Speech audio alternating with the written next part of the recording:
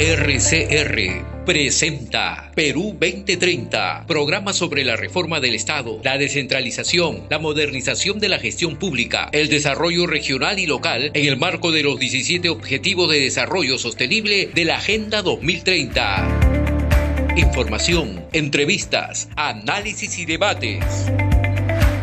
Llevamos 7 años debatiendo los problemas del país y sus posibles soluciones. Perú 2030, con la dirección y conducción de Franz Portugal.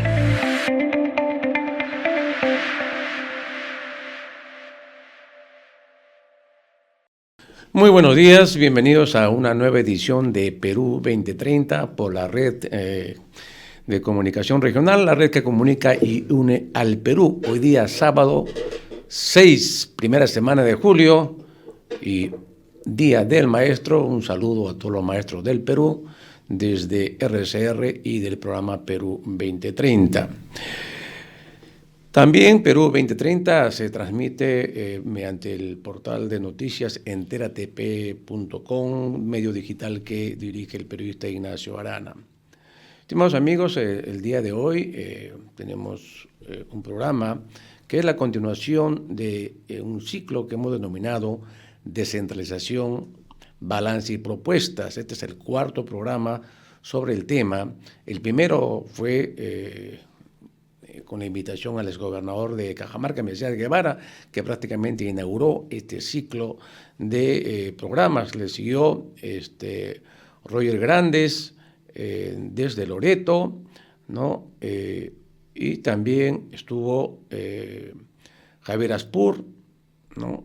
Y ahora tenemos a Raúl Molina, es viceministro de Gobernanza Territorial de la Presidencia del Consejo de Ministros, y esperamos que tengamos el próximo sábado una gobernadora o exgobernadora, ¿no? Para que también nos vaya contando sus experiencias respecto al proceso de descentralización. Como hemos dicho, este ciclo de programas, ¿no? Van a participar quienes han tenido directa acción en el proceso de descentralización, ya sea gobernadores regionales o exgobernadores, ¿no? Especialistas en la materia y líderes y lideresas regionales. Y pues creemos muy importante que hagamos un balance después de 20 años, más de 20 años del proceso de descentralización, pero no solamente hacer un balance, sino también formular cuáles son las propuestas para que el proceso pueda reorientarse, relanzarse, ¿no? Y pueda cumplir sus objetivos propuestos.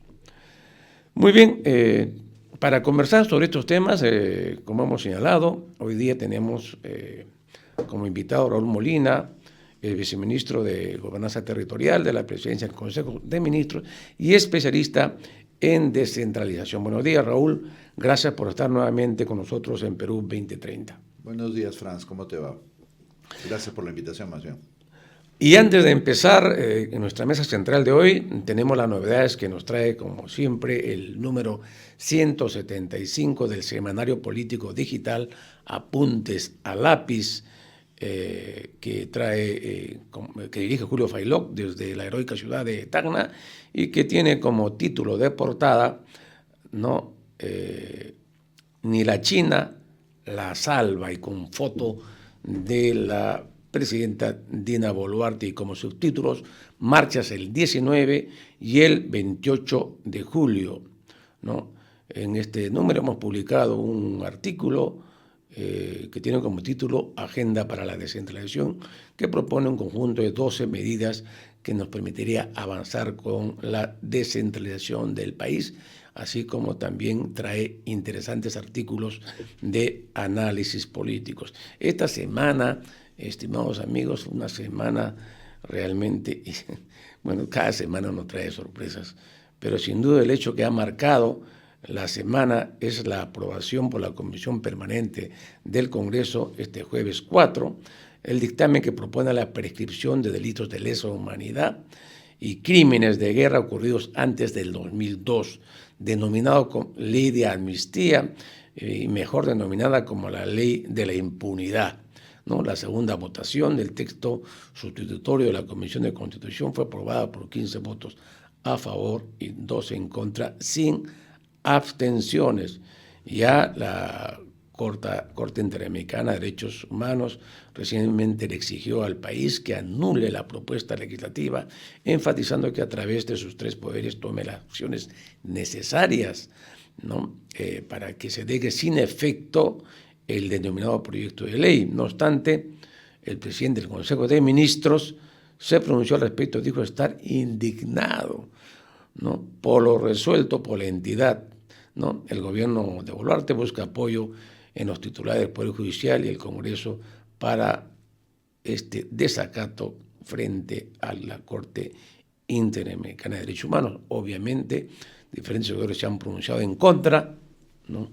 Y, bueno, lo que te dice que el Tren de Aragua está feliz, porque ahora, si quieren intervenir un búnker del Tren de Aragua, primero tienen que avisarle a su abogado, ¿no?, y avisarles que van a ir. Sí. No sé, ¿cómo se le puede denominar a o sea, por favorecer a algunos de líderes de Fuerza Popular y de otros grupos políticos, ¿no?, que están en problemas judiciales, pues también favorecen, ¿no?, a este otro crimen organizado, ¿no?, que no son los que están en el poder, sino los que están fuera del poder. Increíble, pero cierto, ¿no? Otro tema importante esta semana fue la reincorporación de los magistrados, ¿no?, de la Junta Nacional de Justicia, Inés Tello y Aldo Vázquez, por un mandato judicial, una nueva derrota para el sector que quiere desaparecer a la Junta Nacional de Justicia para capturar el sistema de la administración de justicia. El Congreso ha apelado el fallo del Poder Judicial, ¿no?, que restituye pues a Aldo Vázquez y Inés Tello como miembros de la Junta, ¿no?, que habían sido inhabilitados por presuntamente haber cometido una infracción constitucional, ¿no? Así están las cosas, aunque, según señalan, antes que se resuelva nuevamente este tipo de apelación, ya habrán concluido sus funciones, su periodo, ¿no?, los magistrados, y se destinará a una nueva Junta Nacional de Justicia, mientras el Congreso de la República insiste en desaparecer a la Junta Nacional de Justicia con una nueva entidad que esté sujeto al poder político.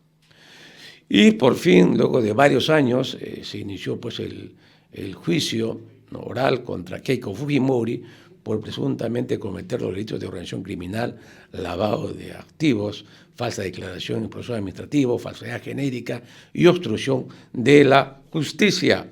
La hija del presidente Alberto Fujimori, 3 veces candidata presidencial por el partido Fuerza Popular, asistió a la audiencia en que es acusada junto con 45 investigados cómplices, ¿no?, de estos hechos. 30 años ha pedido el fiscal, ¿no?, de prisión.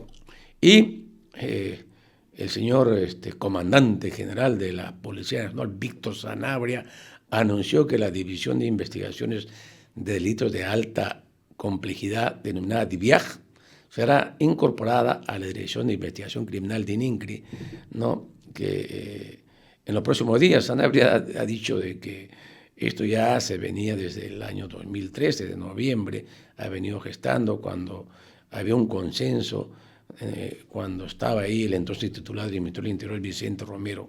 Sin embargo, esta afirmación ha sido desmentida, ya que esos tipos de acuerdos del año pasado eran todo lo contrario. Se trataba de fortalecer a DIVIAC, elevando su categoría de dirección a división policial.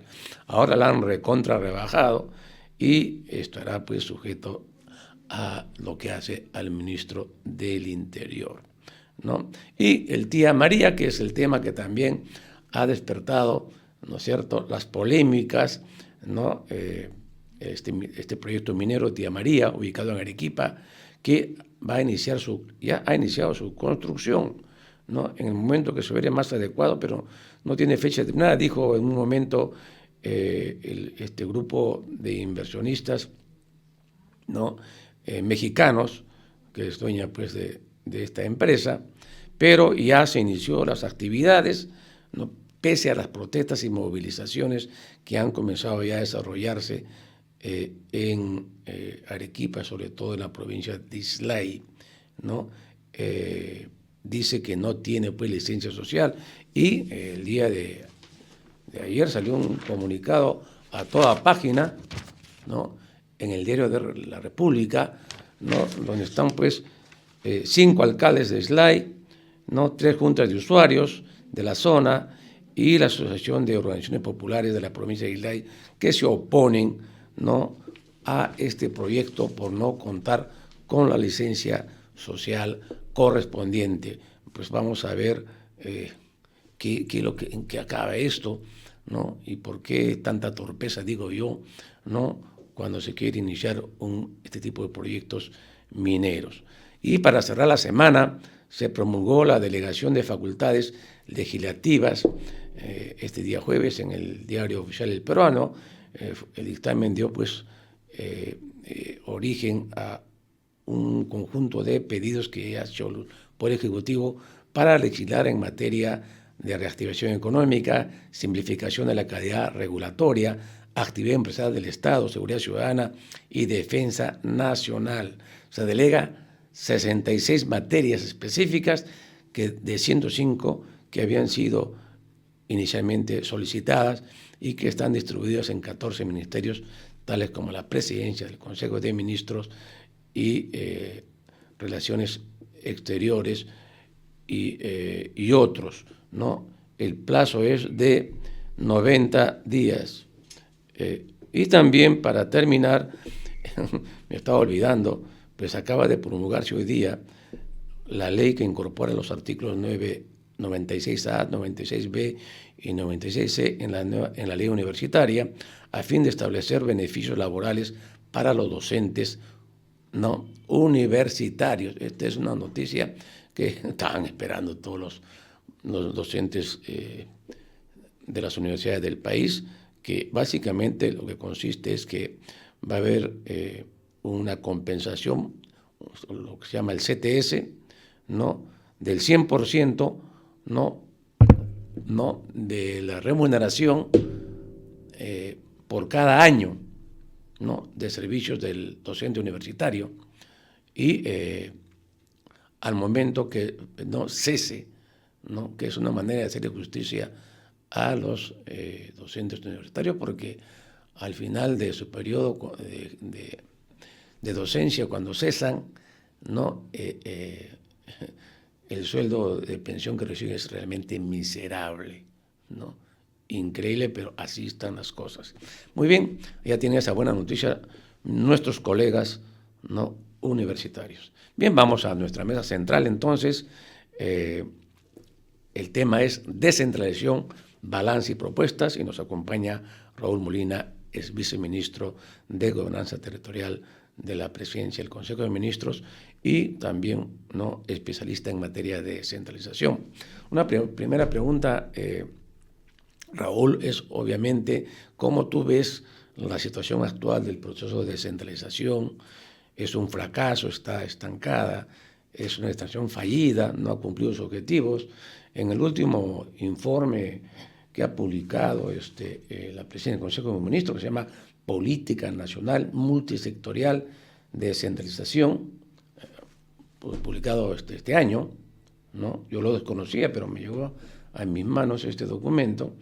Dice que el problema central de la descentralización es limitada descentralización que afecta a la entrega de bienes y servicios en el territorio por 4 razones: débiles capacidades institucionales, débil ejercicio de las competencias y funciones de los gobiernos regionales y locales, 3, deficiente descentralización fiscal, y 4, débil gobernanza territorial. O sea, hay diferentes posturas. Raúl, ¿cuál es tu opinión al respecto? La teoría básica del árbol de problemas que inventó originalmente un equipo para USAID dice de que un problema no puede ser definido como la falta de sí mismo, ¿no? Entonces, si tú dices que el problema de la descentralización es la deficiente descentralización, no estás aclarando nada sobre cuál es la razón que hace que un Estado emprenda un proceso tan complejo como es descentralizarse. Yo no espero nada de ese documento de la Secretaría de Descentralización, es una versión en consulta, entiendo, de la Política Nacional de Descentralización. Los que estamos un poco metidos en esto sabemos que para eso hay una metodología que fijó el CEPLAN, y es una metodología que produce unos documentos enormes que no aclaran nada sobre la voluntad del Estado respecto a un tema, en particular a un tema difícil y en términos políticos como es la descentralización, porque la definición teórica dice que es compartir poder, y el poder no es algo que se comparta fácilmente, ¿no? Entonces, como te digo, yo no espero mucho de ese documento. Los avances que he conocido son de bastante poca calidad y contundencia. La descentralización, mirando 20 años hacia atrás, la palabra que viene es frustración, ¿no? Después de nuestros entusiasmos iniciales en los años del periodo del presidente Toledo, hasta el octubre del 2005, que se hizo el primer referéndum para integración de departamentos, hubo una efervescencia, muchos nos entusiasmamos con la posibilidad de que después de casi 200 años de república, por fin pudiéramos acercar las responsabilidades a los territorios y este país desigual, pero también increíblemente diverso, pudiera comenzar a emprender procesos de base territorial para mejorar la calidad de vida de la gente. Eso no ha pasado.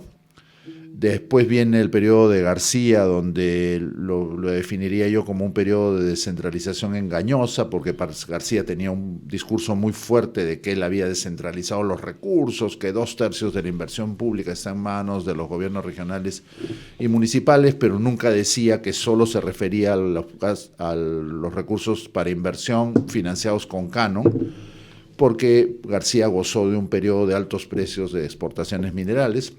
Sin embargo, en el periodo de García se dieron dos hechos que creo que marcaron la historia posterior del proceso. La desactivación del Consejo Nacional de Descentralización en inicios de 2007 y la Ley Orgánica del Poder Ejecutivo a fines del 2007. Lo que viene después es un proceso de progresiva paralización y deformación de lo que seguimos llamando descentralización.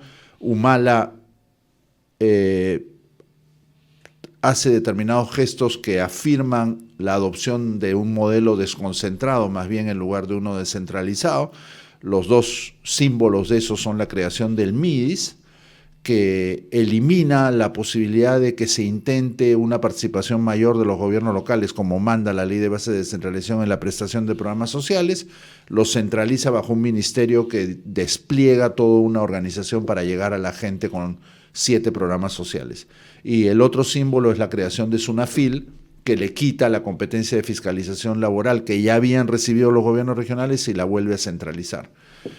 Y finalmente, lo que ha venido después, tanto en el periodo de Kuczynski, Vizcarra, Castillo y actualmente Boluarte, es la afirmación, la consolidación de ese modelo desconcentrado. Hoy día, los alcaldes y los gobernadores tienen cada vez menos autonomía para tomar decisiones. Muchos recursos para proyectos dependen de lo que se llama recursos ordinarios, de transferencias del gobierno central que tienen nombre propio. Te dan la plata, pero no la puedes usar para otra cosa, generalmente te la dan tardíamente. Entonces, yo diría que la sensación que predomina, Franz, 20 años después, es una enorme frustración. Uh-huh.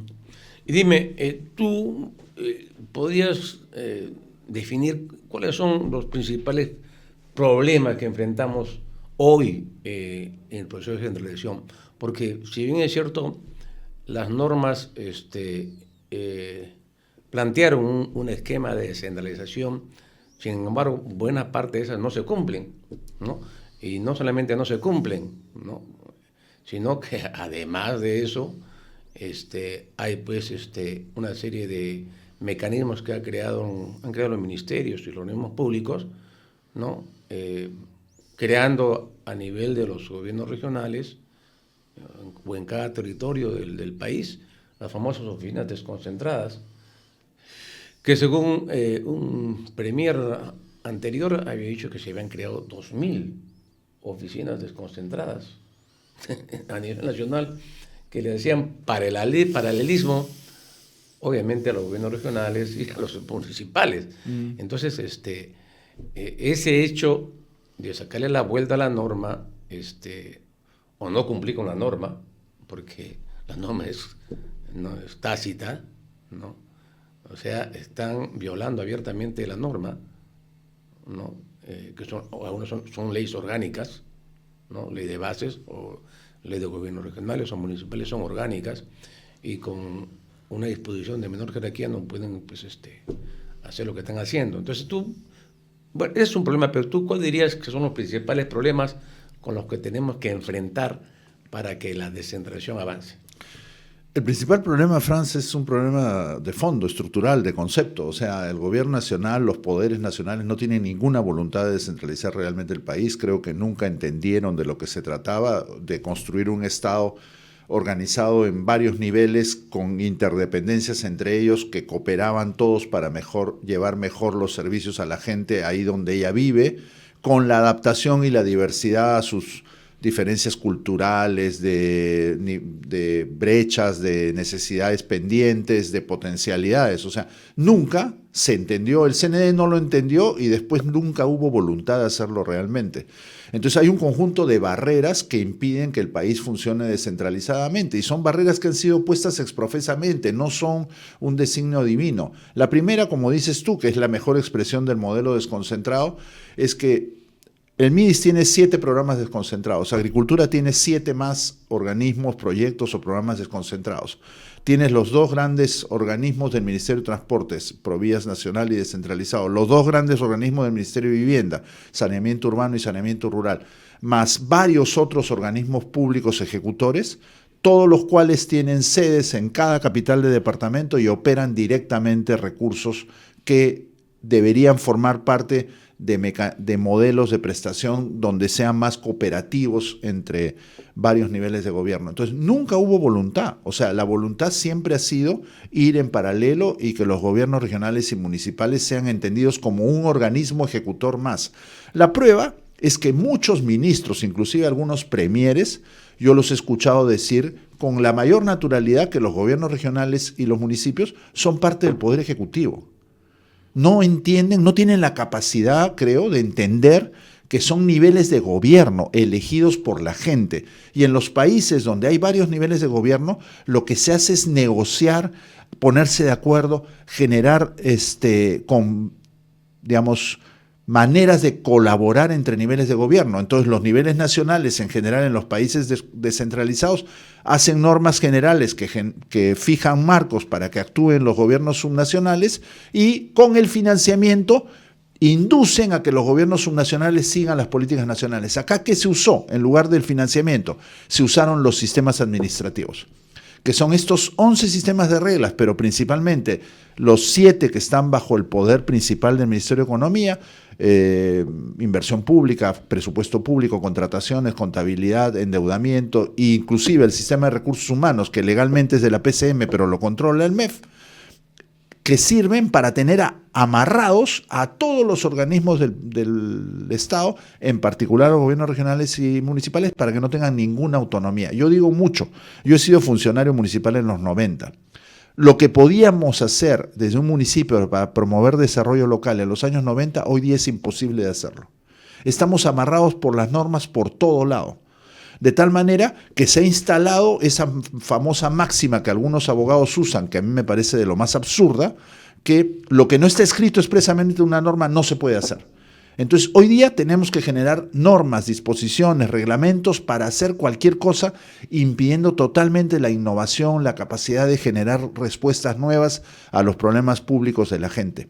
Realmente estamos yendo en dirección de la parálisis. Ayer estuve en Piura con una nutrida concurrencia de funcionarios y servidores del gobierno regional a raíz de la presentación de su plan estratégico institucional, su actualización, ¿no? Y la sensación que predomina y las preguntas que me hacían era, ok, nosotros deberíamos hacer nuestro planeamiento con una lógica territorial de desarrollo de la región Piura desde la perspectiva de los piuranos, pero todas las normas nacionales nos impiden hacer cualquier cosa que no esté prevista en un reglamento o en la metodología del CEPLAN para hacer el PEI o en los indicadores que nos exigen. El PEI de Piura tiene 160 páginas, de las cuales 80 son las fichas de indicadores que CEPLAN les pide.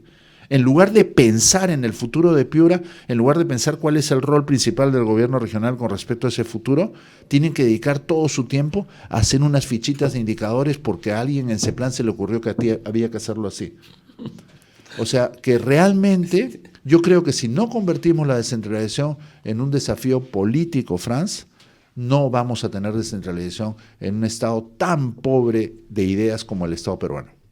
Has marcado dos puntos bien importantes en la voluntad política, ¿no? O sea, si no hay una voluntad política del Poder Central a descentralizar, pues lo bloquea, ¿no? Pero has agregado otro elemento que me parece importante también puntualizar, lo que es que hay un bloqueo normativo que juega por debajo en contra de lo establecido en es el arma, ¿no? el arma de la burocracia nacional, es el bloqueo normativo. Esto que has llamado tú el alma de la burocracia es correcto, ¿no? Porque una de las mayores resistencias a descentralizar el país, ¿no? No era exactamente del ministro, ¿no? Sino de una burocracia estatal, ¿no? Que se ve en peligro porque le recortan poder de decisión y recursos, ¿no? Que lo deberían hacer los gobiernos regionales. Entonces, ha habido pues una resistencia permanente de la burocracia estatal a descentralizar el país, ¿no? Yo he tenido cantidad de reuniones con funcionarios de los ministerios cuando estábamos elaborando la ley de funciones, de organización y funciones de los ministerios, ¿no? Para adecuarlas al proceso de descentralización, y la resistencia era férrea ahí, ¿no? De cada articulito, ¿no? Que había que poner en la ley del correspondiente ministerio, pues era, ¿no? Defendida con uñas y dientes, ¿no? A pesar que la norma básica orgánica decía lo contrario. Eso es exacto, me consta, Raúl. Pero además de eso, ¿no? De la voluntad política y de la normativa que hay, uno de los problemas que se enfrenta el proceso y que ha sido usado de manera reiteradamente por el centralismo es el tema de las capacidades estatales, en este caso las pocas capacidades de los gobiernos regionales y locales para cumplir con su función. ¿Qué tienen que decir al respecto sobre ese tema? A ver, esa afirmación está llena de falacias y de cosas no dichas. La primera cuestión, efectivamente hay problemas de capacidades en muchas instituciones públicas, sobre todo tenemos mucho personal que viene de tradiciones de administración pública de los años 80, 90, personal nombrado de 55 o más años que todavía no termina su carrera en el sector público, que no tiene las herramientas en muchos casos para enfrentar los desafíos del servicio público hoy día. Pero ya han pasado 20 años. ¿Qué hemos hecho para resolver eso? Creamos un Sistema Nacional de Gestión de Recursos Humanos que no ha sido capaz de ofrecer ninguna respuesta para fortalecer las capacidades a nivel descentralizado. No tenemos un régimen, por ejemplo, para poder estabilizar los cargos directivos en los gobiernos regionales y en las principales municipalidades y pagarles mejores remuneraciones para jalar mejores servidores públicos. Yo, que he viajado como tú por todo el Perú, en todos los departamentos y ciudades del Perú hay gente capacitada, cada vez más, gente del lugar. Pero si le ofreces un cargo que no tiene ninguna perspectiva de permanencia y donde le vas a pagar 5 o 6 mil soles y al lado tienes un representante de un organismo público nacional en la misma capital de departamento que le pagan 8, 10 o 12, o sea, la gente más capaz no va a imaginar hacer carrera en un gobierno regional o en un gobierno local. Y además el gobernador, porque no le gusta lo que hizo la semana pasada, lo vota. y toma otro, y toma otro, y toma otro. Cuando los gobernadores deben tener autonomía para elegir a su personal, pero sobre la base de perfiles y sistemas y términos de referencia que sean uniformes para todos y basados en condiciones objetivas, y no simple y llanamente que al gobernador le parece que el señor o la señora no rinde. La segunda cuestión, no es verdad que en provincias hay un particular déficit de capacidades. En los ministerios hay el mismo problema de personal que no está a la altura de los desafíos actuales del servicio público.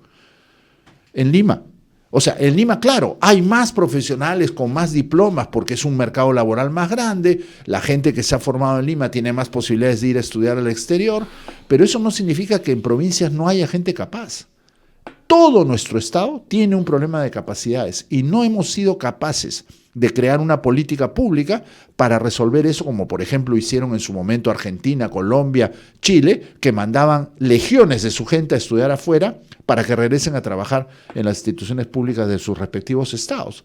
En el Perú no hemos tenido políticas de ese tipo, nos quejamos nomás del problema de capacidades.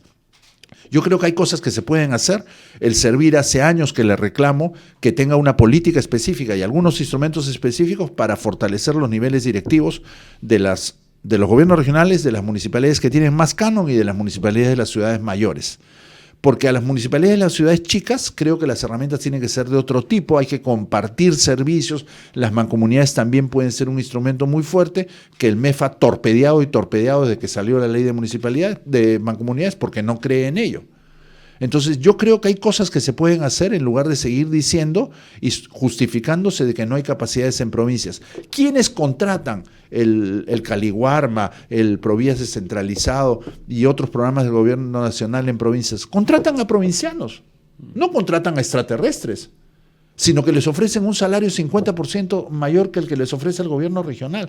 Yo conozco directores regionales de agricultura que ganan 4.500 soles. Y es el responsable de la política de promoción del agro en el departamento. Con 4.500 soles, ¿a quién vas a traer? Pero al lado, los programas del Ministerio de Agricultura les pagan 8.000, 8.500, 9.000. Entonces, no es un problema de que no hay gente capaz, es un problema de la política. La política nacional es perniciosa para fortalecer capacidades en los gobiernos regionales y municipales. Bien, Raúl, vamos a hacer una breve pausa de la media hora y regresamos conversando contigo sobre este tema tan importante para el país como es la descentralización. Volvemos. Ya retornamos con Perú 2030.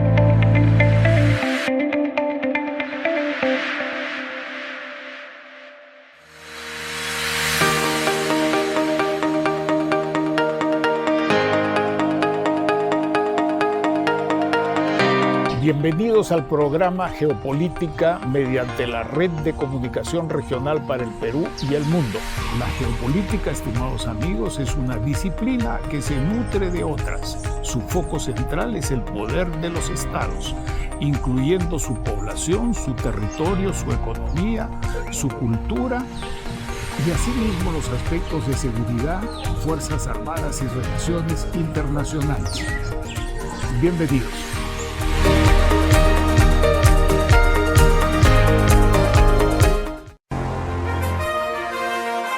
RCR, Red de Comunicación Regional, la red que comunica y une al Perú. Integramos y damos voz a las comunidades más alejadas del Perú. Más de 40 emisoras de radio, 30 estaciones de televisión y nuestras redes sociales se unen a diario con la señal de RCR. Integramos a más de 400 localidades en costa, sierra y selva. RCR, Red de Comunicación Regional, la red que comunica y une al Perú.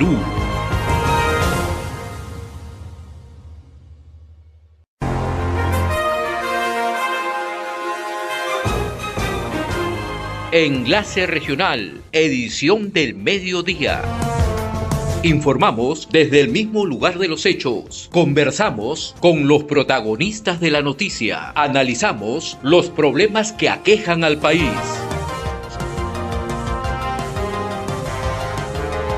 Llevamos la noticia a los lugares más alejados del país. Somos Enlace Regional, de lunes a viernes, de 12 a 2 de la tarde, por RCR, la red que comunica y une al Perú.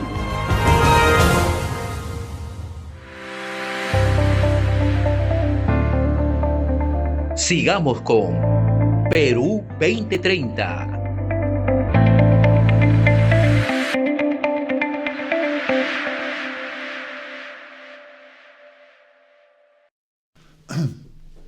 Bien, regresamos, estimados amigos, con el tema de la descentralización en el país, que es el tema que estamos conversando con Raúl Molina. ¿Cuál es el balance y cuáles son las propuestas de este proceso? Estábamos conversando sobre capacidades de gobierno. Cuando conversamos aquí, Raúl, con Mesías Guevara, ¿no? Él nos decía de que había logrado obtener algunos gerentes públicos para sus gerencias de la región, pero sin embargo no lo suficientes. ¿Y por qué decía? Porque el MEF se negaba a darle la partida correspondiente, porque hay una partida especial para gerentes públicos. Claro, para los gerentes públicos que asumen esos cargos, ¿no? Y bueno, lo limitaba, pues, ¿no? Entonces, ¿qué hacer con ese tema? ¿Por qué el MEF, ¿no?, bloquea eso? Porque si un gobierno regional quiere poner personal de nivel que le permite impulsar su gestión, ¿no?, debería haber gerentes públicos en todos los gobiernos regionales, ¿no es cierto? Para evitar lo que tú acabas de señalar hace un momento, ¿no?, de los cambios intempestivos muchas veces de los gerentes, ¿no?, porque los sueldos que dispone el gobierno regional son miserables, ¿no?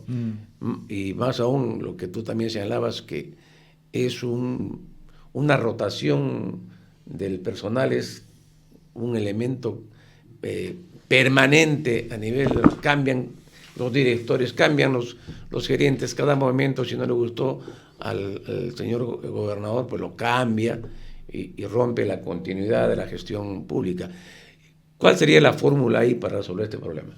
Lo que adelanté antes de la pausa, Franz, o sea, el cuerpo de gerentes públicos es una herramienta de apoyo, no puede reemplazar a la política de recursos humanos. El MEF, ¿por qué le tiene miedo a aprobar más gerentes públicos? Porque el MEF, todo lo que es gasto corriente lo aterroriza. Y claro, yo puedo entender la perspectiva desde un economista ortodoxo, ¿no? Somos un país con 14% de presión tributaria, la mayor parte del gasto del sector público es inercial, de ese súper enorme presupuesto que nos impresiona tanto, sus 200.000 millones de soles anuales, la mayor parte es gasto inercial, el margen de maniobra para gastos nuevos es muy pequeño. El MEF trata de proteger la plata de inversiones, entonces es muy duro para aceptar más gasto corriente permanente, y entonces se niega a multiplicar los gerentes públicos. Y seguimos 20 años con gerentes públicos, que es una herramienta, como digo, complementaria. Tenemos que resolver la política, el sistema de recursos humanos a nivel descentralizado, con ideas como las que compartí antes de la pausa.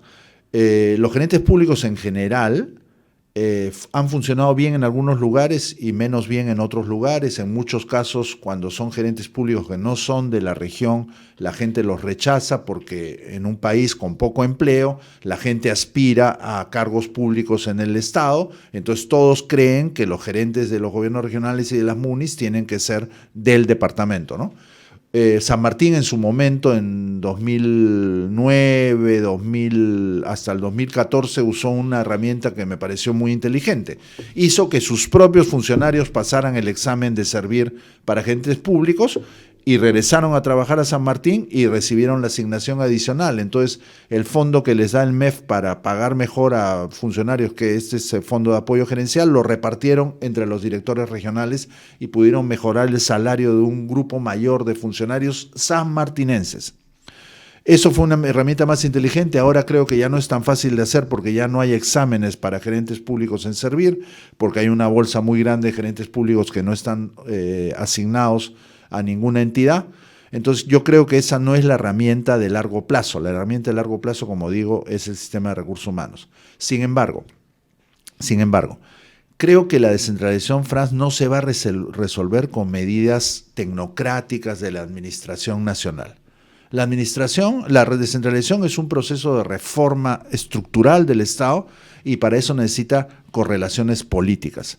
En los últimos tiempos, yo dejé de plantear agendas de reforma de la descentralización desde el nivel nacional porque no tengo ninguna expectativa que vengan desde ahí. Y he estado diciéndole a los gobernadores desde que asumieron los actuales gobernadores y gobernadoras, ustedes reclamen al gobierno nacional una estrategia real de descentralización, porque en la medida que no se haga, ustedes no van a poder cumplir con su mandato de promover el desarrollo de sus regiones. El objetivo de la Constitución, recordemos, de la descentralización no es la reforma del Estado, eso es un medio. El objetivo es equilibrar las oportunidades de desarrollo en el territorio. ¿Quiénes representan esos territorios? Los gobernadores y los alcaldes. Y los gobernadores no usan su poder político para plantearle una agenda al gobierno nacional. No va a venir del nacional, tiene que venir de las regiones. Y como los gobernadores no están reaccionando, algunos y algunas estamos buscando que de cara a un proceso electoral que va a haber en un par de años, y son esfuerzos que hemos compartido incluso contigo, es comenzar a construir la convicción que los partidos que compitan en el nuevo proceso electoral tienen que tener raíces regionales, tienen que tener líderes regionales dentro de sus candidaturas, porque si no, no va a haber nadie que pelee por la descentralización en la agenda del gobierno que empiece en el 26, si es que no empieza antes, ¿no? Recordemos, la reforma constitucional del 2002 la hizo un congreso donde habían más de 10 exalcaldes que habían tenido la experiencia de gestión gubernamental en provincias y querían un país donde eso pudiera estar al alcance de todo el país. Y promovieron esas normas. Mientras que no tengamos personas que tengan la lógica provinciana, que aspiren a que sus departamentos puedan tomar decisiones reales, no estos congresistas provincianos que se limeñizan apenas asumen el cargo y piensan en comprarse un departamento en Miraflores y una camioneta 4x4. Tienen que ser representantes que ocupen espacios en la mayor parte de las bancadas con una lógica descentralista transversal al futuro Congreso, que peleen por una efectiva descentralización. Si frente a eso tenemos gobernadores y alcaldes que le reclaman al gobierno nacional reformas reales en lo que dices tú, en sistemas administrativos, en fortalecimiento institucional, en políticas de desarrollo territorial, no puede ser que el gobierno nacional quiera mayor desarrollo en el país y no sea capaz de acompañar sus iniciativas de proyectos mineros, de proyectos de desarrollo de puertos, de proyectos petroleros, con un mínimo de inversión pública en esas regiones para que la gente vea que recibir esos proyectos de inversión privada en su territorio le representa un beneficio para su vida. Chancay, la nueva estrella, Chancay, todo el mundo habla de Chancay, una inversión privada de un puerto y el contorno del puerto. ¿Quién está pensando eso? El otro día veo a la ministra de Vivienda, Construcción y Saneamiento que dice, estamos haciendo el plan de desarrollo de Chancay. Todos los arquitectos sabemos que los planes de desarrollo, si no tienen detrás políticas de inversión pública articuladas entre los 3 niveles de gobierno, no sirven para nada y son puro papel. Y Chancay, Huaral, Huacho y Barranca van a sufrir una revolución de desarrollo urbano probablemente muy desordenado, producto de las expectativas del puerto de Chancay. Exacto. Ni una sola política. El otro caso que tú leíste en la introducción, Tía María. Es muy probable, y se lo digo con toda mi honestidad a nuestros compatriotas de la provincia de Islay, que no podamos evitar que en algún momento el proyecto Tía María se ejecute. Pero lo que es inadmisible es que el señor ministro de Energía y Minas decida en su escritorio en San Borja que el proyecto de Tía María va y no haya sido capaz de ir a Islay a reunirse con los alcaldes y a buscar una manera de que ese proyecto se vuelva viable para la población de Islay. Una promesa que le tienen hace 5 años o más a la población del Valle del Tambo es una represa que estabilice el curso de agua, el flujo de agua estacional del río y que mejore la calidad, porque la calidad del agua del río Tambo es muy mala, porque trae minerales de las cuencas alimentadoras de Moquegua. ¿Cómo quieren que la gente en Tambo acepte el proyecto si no le hacen su represa después de tantos años? Entonces, si queremos que un proyecto así se haga, tiene la gente que mirar que es una promesa de mejor calidad de vida para ellos. El Valle de Tambo, su represa, la gente de Mollendo seguro que es una ciudad con una economía muy deteriorada, va a pensar en el trabajo que puede tener el proyecto de construcción. Entonces hay que pensar qué cosa le vamos a dar a Mollendo para que ese mayor dinero que va a tener la gente por los empleos en la construcción le permita a la ciudad mejorar. Matarani seguro el día que ese proyecto funcione va a tener mucho más movimiento portuario. Entonces hay que pensar todo eso en conjunto y no solo la inversión minera. Y Sauder tiene que entender que se tiene que convertir en un instrumento del desarrollo del territorio en la provincia de Islay y el contorno de la provincia de Islay, y no solo concretar su inversión. Sauder tiene muy mala fama en el sur del Perú, pero si cambia su discurso y adopta un discurso de desarrollo territorial multiactor, involucrando a la gente del Valle del Tambo, involucrando a los alcaldes, involucrando al gobierno regional, involucrando a las universidades de Arequipa, para entre todos pensar cómo desarrollamos la provincia de Islay y usamos el proyecto de Tía María como instrumento para eso, la discusión puede cambiar totalmente. ¿Cuál es el problema del ministro de Energía y Minas? Simplifica un desafío de desarrollo territorial con absoluta imprudencia, por no decir una palabra más fuerte. Raúl, has tocado el punto que tocaste respecto al tema de las capacidades. Ahí me parece que el Servir y su Escuela Nacional de Administración Pública tienen que jugar un rol importante. Escuelita, no escuela. Sí, y no estar paralizado, ¿no? Porque si nosotros queremos mejorar y que, como tú decías, los propios profesionales de la zona puedan calificar, ¿no?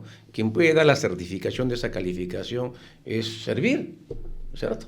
Y entonces ahí me parece que había que establecer y tomar la experiencia de San Martín, ¿no? De que todos los funcionarios, para directores o para gerentes, pasen por Servir para mejorar sus capacidades, ¿no? O sea, si yo quiero ser gerente regional, ¿no? Que vivo en un departamento correspondiente, es mi expectativa, pues debo tener la calificación y la certificación de que estoy apto para él y que le puede dar Servir, ¿no?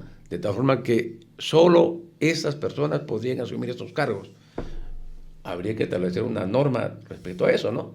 En otras palabras, no cualquiera puede ser gerente regional, no cualquiera puede ser director regional.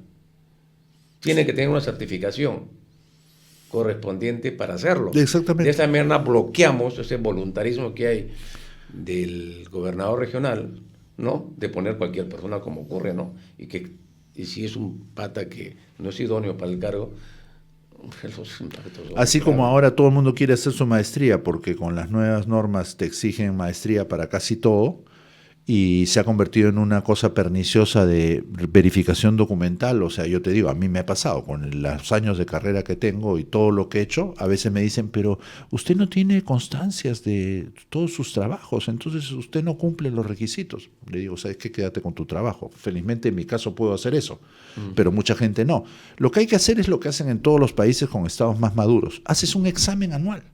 Para toda la gente que quiere ser funcionario de alto nivel, pasas tu examen anual y con eso tienes una certificación que te permite aspirar a determinados cargos. No hace falta que Servir haga un curso.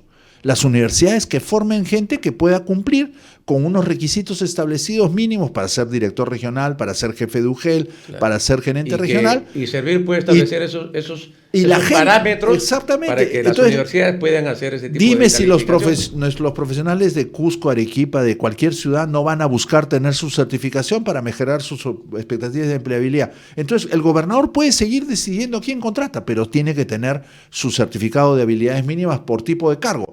Podría ser un solo examen, podrían ser exámenes diferenciados por especialidad, para presupuestarios, para gente de inversión pública, puede ser exámenes para nivel directivo 1, nivel directivo 2, o sea, lo podemos hacer todo lo complicado que queramos. El asunto es que hay que poner en la iniciativa de la gente la responsabilidad de mejorar sus capacidades y no pretender que va a ser a través de un sistema manejado centralmente.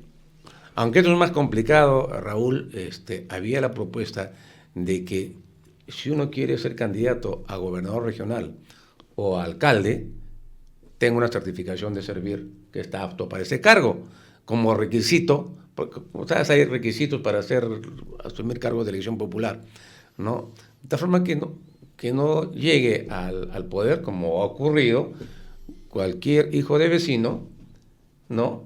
Que por A o B mecanismo, algunos no muy claros, ¿no? Y llega a ser gobernador y pues llega un inepto a la función pública y hace tal desbarajuste en la administración e inclusive comete delitos muchas veces por ignorancia, no porque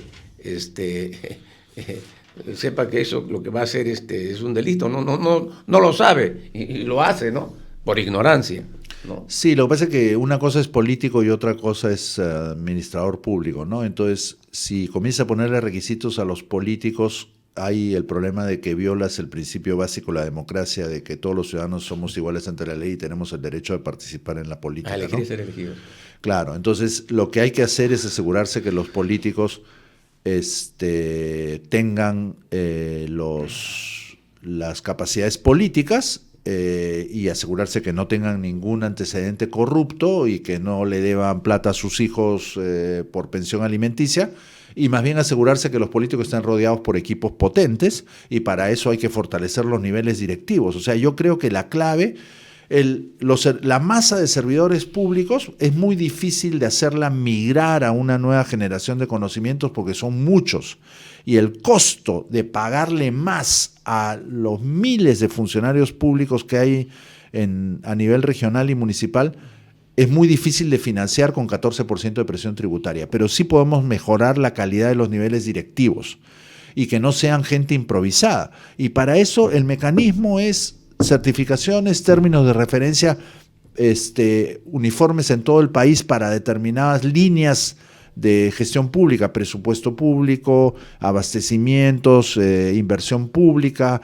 gestión de servicios educativos, gestión de servicios de salud, y por niveles: gerente regional, director regional, jefe de unidades concentradas.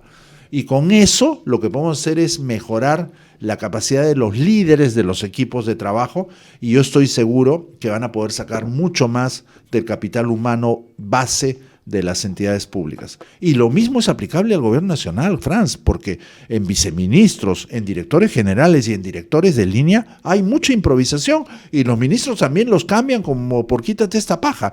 No es un problema solo de provincias, es un problema del país, de nuestra administración pública. Hay que reforzar su capa directiva. Servir, creo que nunca ha estado a la altura del desafío, se ha llenado de gente, cada vez nos cuesta más. La Escuela Nacional de Servicio Civil es una escuelita que funciona compitiendo con academias casi. Entiendo que hace cursos de muy buena calidad, pero su escala es enanita, y ese no es el papel de la Escuela Nacional de Servicio Civil.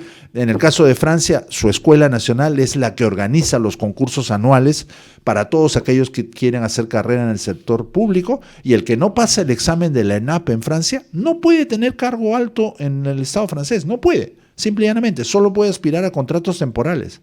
Si tú quieres hacer carrera, y la mayor parte de los presidentes de Francia pasaron por la ENAP, a pesar de que no es un requisito para ser político, pero saben que si no hacen eso no pueden hacer carrera en el Estado francés. Pero el señor Humala soñó con que, como había vivido en Francia, que iba a trasladar la experiencia francesa, y ha hecho una escuelita que no cumple para nada el rol que cumple la ENAP francesa. Centralizada. Entonces, y el organismo central de Servir se ha dedicado a hacer informes técnicos, a hacer normas enfocado en el nivel nacional. Hasta ahora no hay ninguna entidad que haya migrado al nuevo sistema, y no tiene ninguna propuesta, quiero ser enfático, ninguna propuesta en 15 años para los niveles regional y municipal. Muy bien, Raúl, fíjate que el tiempo se fue rapidísimo. Nos han quedado varios temas en el tintero, como sí, por ejemplo... hagamos un segundo programa. Sí, de las relaciones intergubernamentales, por ejemplo. Este tipo de reforma también que se planteó en un momento, el premio a la mayoría a nivel de los gobiernos regionales. Claro, no hemos hablado para nada de sistema electoral a nivel regional y municipal, que es todo un tema para mejorar la calidad de la representación, ¿no? Sí, y estamos a puertas de un siguiente proceso electoral a nivel regional y local, ¿no? Que lo vemos con mucho temor que se va a repetir más de lo mismo, ¿no? Y no, eso es un grave problema que vamos a enfrentar. Vamos a ver cómo se configura, ¿no? El escenario electoral, aunque ya muchas reglas han quedado ya establecidas y el cronograma electoral se ha adelantado, ¿no? Estamos en un año, ¿no? Porque se entiende que el próximo año va a ser el año preelectoral, pero no, ya estamos. Pero hay que aprovechar eso como una oportunidad, Franz. O sea, yo creo que hay que convertir el relanzamiento de la centralización en un desafío político. No es un desafío administrativo, es un desafío político. Necesitamos que haya actores políticos que se apropien de la descentralización como objetivo prioritario del país y lo coloquen en la arena política, si no, no va a suceder. Y porque es lamentable, como tú decías, de que la Asamblea Nacional de Gobiernos Regionales no le pelea el poder al gobierno central y ninguno de los presidentes regionales tampoco le pelea el poder al gobierno Los tienen central. Cooptados por el tema del dinero, ¿no? Sí, Y de sus proyectos. Muy bien, Raúl, muchas gracias por estar con nosotros en Perú 2030, en RCR, la red que comunica al país. Muy bien, nos vemos, amigos, el próximo sábado a las 10 de la mañana con Perú 2030. Muy buenos días y buen fin de semana.